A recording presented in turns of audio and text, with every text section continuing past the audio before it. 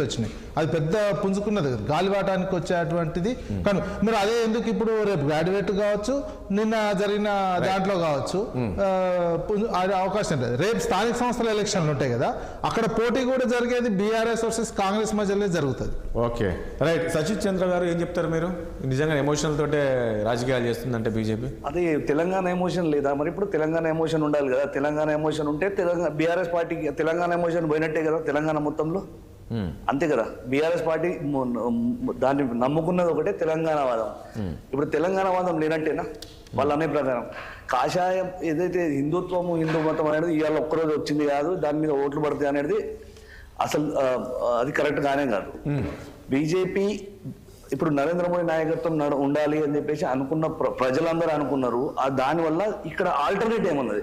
మనం ఇంతకుముందు మొన్న బీఆర్ఎస్ అట్టర్ ఫ్లాప్ అయిపోయిన విషయం మనం మొన్నటి ఎలక్షన్లో చూసినాం. దాని తర్వాత మళ్ళీ ఈ ఐదు నెలల పాలన కాంగ్రెస్ పాలన చూసారు. ఇక్కడ 5 నెలల నుంచి ఎలాంటి గవర్నెన్స్ లేదు, జీరో గవర్నెన్స్. ఎలాంటి పథకాలు లేవు, ఎలాంటి హామీలు లేవు, ఏం 6 గ్యారెంటీలు అన్నారు. ఒక్క గ్యారెంటీ ఏది బస్సు ఒకటి ఇచ్చి ఉచిత బస్సు ప్రయాణాలు తప్ప వేరే ఏమి ఇచ్చింది లేదు. వీళ్ళు ఏమైనా చేయాలంటే జూన్ 4 తర్వాత మనం ఆలోచిద్దామని చెప్పేసి అన్నారు. అధికారం వచ్చింది అన్నాడు 6 నెలలు అయింది. 6 నెలల్లో కాంగ్రెస్ పార్టీ ఏం చేయలేదు. 3 నెలలనే అర్థమైపోయింది ఇప్పుడు ఈ పార్టీ కాదు ఆ పార్టీ కాదు. ఇప్పుడు మనం ఏ పార్టీని ఎన్నుకుంటే సెంట్రల్లో ఏ పార్టీ ఉంటే మనకు లాభం ఉంటుందని ప్రజలు ఆలోచించారు. కొంతవరకు మొన్నటి వరకు మీరు సెంట్రల్లో మొన్నటి వరకు ఉన్నారు కదా, మీరు రాష్ట్రానికి ఏం చేశారంటే చేయలేదంట ఏం చెప్తారు? రాష్ట్రానికి ఇప్పుడు రాష్ట్రానికి ఏం చేయకుంటేనే దేశవ్యాప్తంగా జరుగుతున్న ఇన్ఫ్రాస్ట్రక్చర్ లో రాష్ట్రం ఒక భాగమే. ఎన్ని లక్షల కోట్లు ఇచ్చారు అనేది మీ దగ్గర కావాలంటే నేను పర్సనల్ గా పీడిఎఫ్ పంపిస్తే అందులో చూసుకోవచ్చు. రోడ్లు మా గ్రామ పంచాయతీలో కావాల్సిన నిధులన్నీ సెంట్రల్ గవర్నమెంట్ ఇచ్చింది. మీరు చెప్తా పోతే ప్రతి ఒక్కటి సెంట్రల్ ఇచ్చింది. స్టేట్ గవర్నమెంట్ ఆ గవర్నమెంట్ ఫెయిల్, ఈ గవర్నమెంట్ ఫెయిల్. ఏది ఇంతకుముందు బీఆర్ఎస్ గవర్నమెంట్ కంప్లీట్లీ ఫెయిల్ అయిందన్న ప్రజలు నమ్మిరు. కాంగ్రెస్ గవర్నమెంట్ మొన్ననే కదా వచ్చింది, జస్ట్ 5 నెలలు మీరే అంటున్నారు. 5 నెలలే ఇప్పుడు 14 స్థానాలు గెలుస్తుంది అని చెప్పేసి రెఫరెండం ఇది నాది అని చెప్పేసి రేవంత్ రెడ్డి అన్నప్పుడు ఈ 14లో ఇప్పుడు 8 స్థానాలకు వచ్చేసింది. అంటే సగం నమ్మకం పోయినట్టేనా?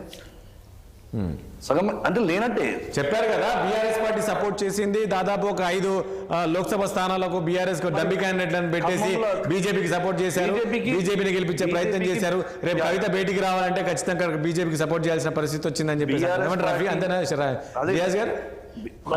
బీఆర్ఎస్ పార్టీకి సపోర్ట్ చేస్తే మరి నాగర్ కర్నూలులో ఎందుకో మరి ఆయనతో సపోర్ట్ చేసేస్తే మేము నాగర్ కర్నూలు కూడా సీట్ గెలుస్తాం కదా.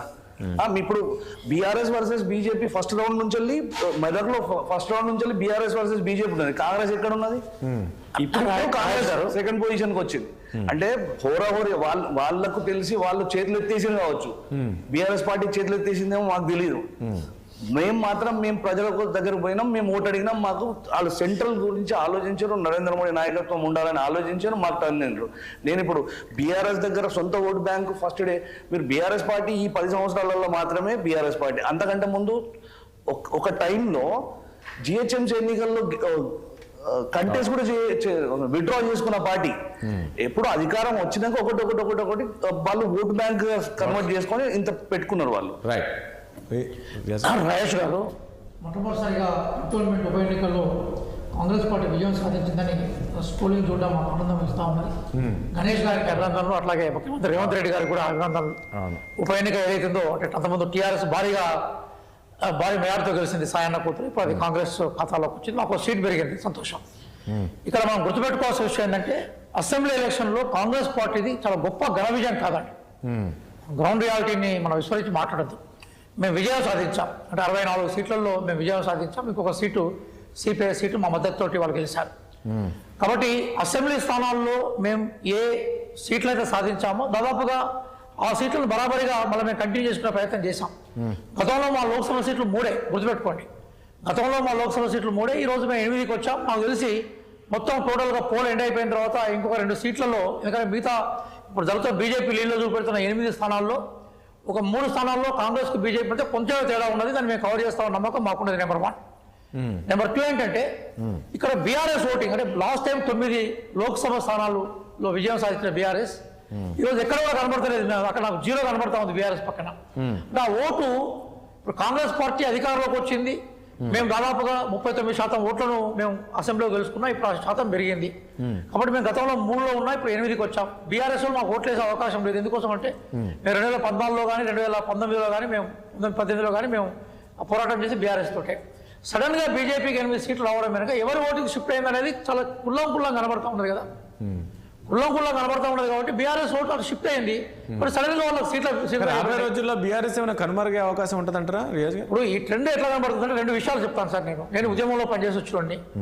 ఎప్పుడైతే వాళ్ళు టీఆర్ఎస్ పేరును మార్చి బీఆర్ఎస్ పెట్టుకున్నారో అంటే కన్నతల్లి పేరును మార్చే ప్రయత్నం చేసినప్పుడే ఆ సెంటిమెంట్ వాళ్ళు తిరోధాకాలు ఇచ్చారు.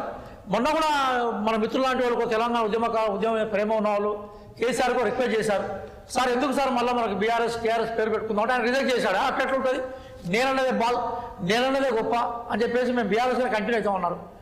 ఏ పునాదుల మీద ఏ సైద్ధాంతిక పునాదుల మీద ఒక పార్టీ నిర్మాణం జరిగితే ఆ సైద్ధాంతిక అంత ప్రభావం ఉంటుందంటారా సార్? ఆ పేరు మార్చడంలో అంత ప్రభావం ఉంటుందా?